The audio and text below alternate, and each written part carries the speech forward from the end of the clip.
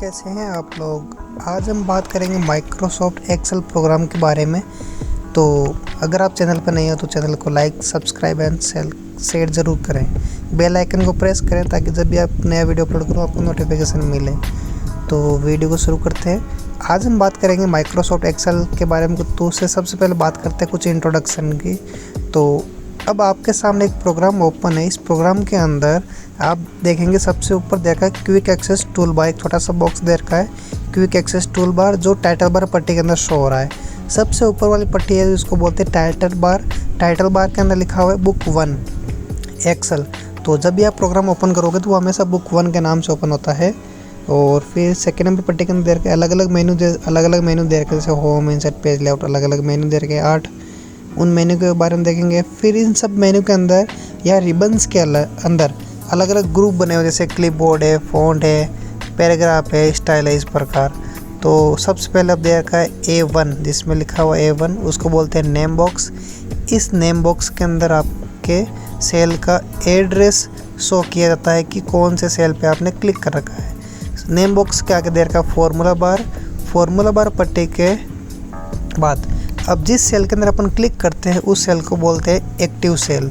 Active cell के बाद में राइट साइड में यहाँ पे देखा वर्टिकल स्क्रॉल बार, जो मैटर को अप टू डाउन करती है। और फिर दे रखा है सीट टैब, जिसमें लिखा हुआ सीट 1। 2010 या नवीनतम वर्जन के अंदर केवल सीट 1 शो करता है। 2007 के अंदर अलग अलग वर्जन से यहाँ पे दिखाता है सीट 3। टोटल सीट होती है 256। आप मैक्सिमम 256 सीट ऐड कर सकते हो। उसके बाद देखा हॉरिजेंटल स्क्रॉल बार और फिर देखा जूम कंट्रोल्स।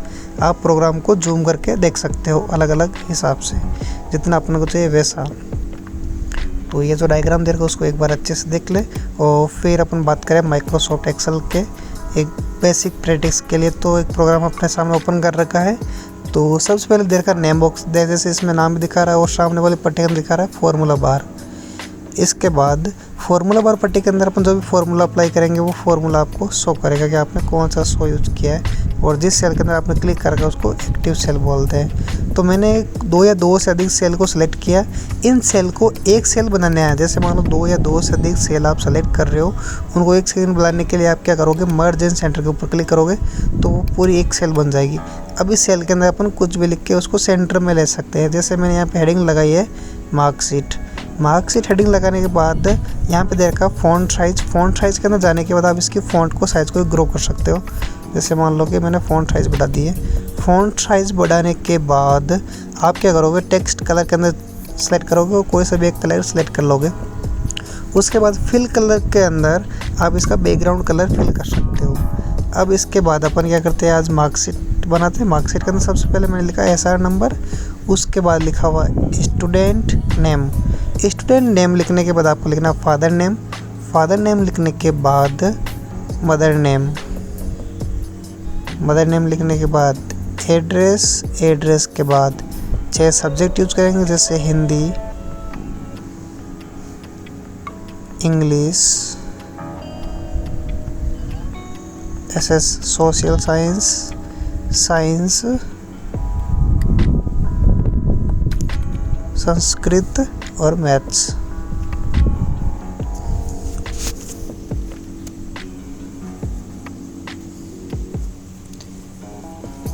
मैथ्स के बाद आगे देखा है टोटल।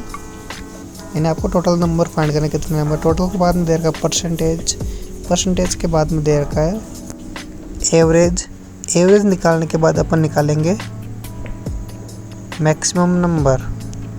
एवरेज निकालने के बाद अपन निकालेंगे मैक्सिमम नंबर। मैक्सिमम के बाद मिनिमम नंबर। मिनिमम नंबर के बाद में फाइंड करेंगे डिवीज़न, कि किसी विद्यार्थी के लिए कौन सा डिवीज़न बना है। तो इन सबको बनाने के बाद अब इसको ऑटो फिट करना है ताकि सारा मैट्रिक्स साथ दिखाई दे। तो आप सभी कॉलम को सिलेक्ट कर लें और फिर किसी भी 2 कॉलम के बीच में जो लाइन दिख रही है उसके ऊपर क्लिक करना। डबल क्लिक करने के बाद आपके सामने पूरा मैटर ऑटो फिट होकर जाएगा। अपने आप जितना मैटर देखो उसके अनुसार सेल की रेंज परिवर्तित हो जाएगी, उसकी साइज़ ऑटोमेटिक बढ़ जाएगी। फिर मैंने फर्स्ट सेल को वापस सेलेक्ट किया, मर्ज एंड सेंटर के ऊपर 2 बार क्लिक करके उसको पूरी सीट के ऊपर शो करवा दिया मार्कशीट। अब मैं जैसे अलग अलग लिस्ट बना रहा हूँ। कि मान लो कि मेरे को अलग अलग स्टूडेंट के हिसाब से या आपको कोई लिस्ट तैयार करनी है, जैसे मान लो कम से कम 10 स्टूडेंट, तो मैंने 1 और 2 लिखा, दोनों को सिलेक्ट किया और नीचे की तरफ ड्रैग किया। जैसे ड्रैग किया जहाँ तक चाहिए वहाँ तक ड्रैग कर लो। जैसे मान लो मेरे को 10 तक चाहिए तो 10 तक ड्रैग किया। तो फिर अपन स्टूडेंट नेम टाइप करेंगे। स्टूडेंट नेम टाइप करने के बाद फादर नेम टाइप करेंगे। फादर नेम टाइप करने के बाद मदर नेम और फिर एड्रेस। एड्रेस लिखने के बाद अब मान लिया कि हिंदी के अंदर राम के कितने नंबर है उतने नंबर लिख देंगे। इंग्लिश के अंदर इस प्रकार 6 सब्जेक्ट के नंबर लिखेंगे। इन 6 सब्जेक्ट के नंबर लिखने के बाद हमें फाइंड करना है टोटल, कि आपको इन सब का टोटल निकालना हो। जितने भी नंबर आ रहे हैं उन सब टोटल निकालने के लिए सबसे पहले इक्वल लगाओगे। इक्वल लगाने के बाद सम लिखोगे। सम लिखने के बाद ब्रैकेट ऑन करोगे। ब्रैकेट ऑन करने के बाद 6 सब्जेक्ट के नंबर को सिलेक्ट करना है, ब्रैकेट क्लोज करना है और एंटर यूज़ करना है। तो आपके सामने टोटल निकल के आ जाएगा कि आपके कितने नंबर आ रखे हैं। और फिर आगे दे रखा है परसेंटेज। अगर परसेंटेज निकालना है तो उसके लिए आप सबसे पहले इक्वल लगाओगे, सेलेक्ट टोटल नंबर को सिलेक्ट करना है और डिवाइड 6 और एंटर लगाना है। फिर निकालना एवरेज। एवरेज निकालने के लिए इक्वल लगाया, एवरेज लिखा। एवरेज लिखने के बाद ब्रैकेट ऑन करना है और 6 सब्जेक्ट के नंबर को सिलेक्ट करना है। फिर ब्रैकेट क्लोज करोगे और एंटर लगाओगे। फिर निकालना है मैक्सिमम नंबर, उसके लिए आपको इक्वल लगाना है और मैक्स, केवल मैक्सिमम के लिए केवल मैक्स लिखना है। मैक्स लिखने के बाद ब्रैकेट ऑन किया, 6 सब्जेक्ट के नंबर को सिलेक्ट किया, ब्रैकेट क्लोज और एंटर। इसी प्रकार निकालना है मिनिमम। तो सबसे पहले इक्वल लगाना है, MIN, केवल मिनिमम लिखना है, ब्रैकेट ऑन करना है और 6 सब्जेक्ट के नंबर को सिलेक्ट करना है, ब्रैकेट क्लोज और एंटर। फिर निकालना है डिवीज़न। अब डिवीज़न निकालने के लिए आपको एक कंडीशन अप्लाई करनी होगी कि अगर ये हुआ तो क्या होगा।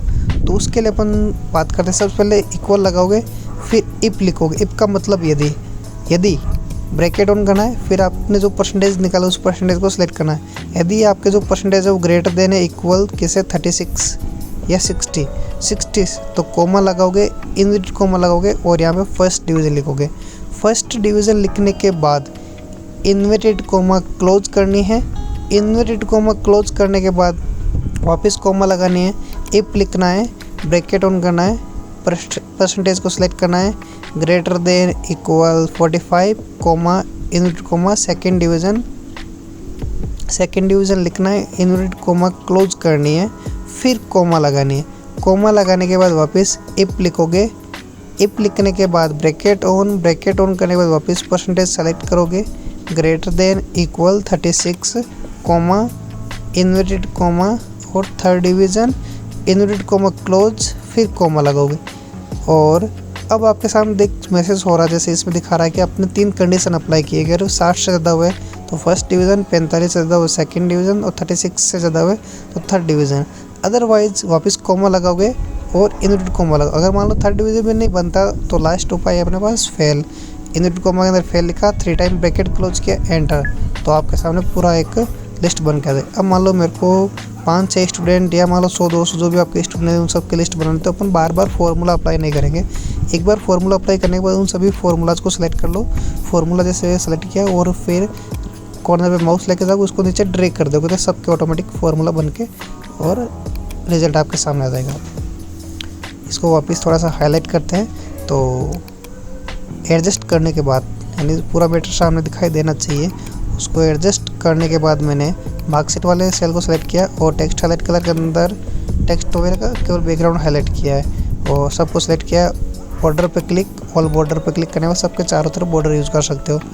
बॉर्डर लगा दे आपके सामने, इस प्रकार मैटर शो कर रहा है। और यहाँ आपके सामने लिखे हुए सारे के सारे फॉर्मूले।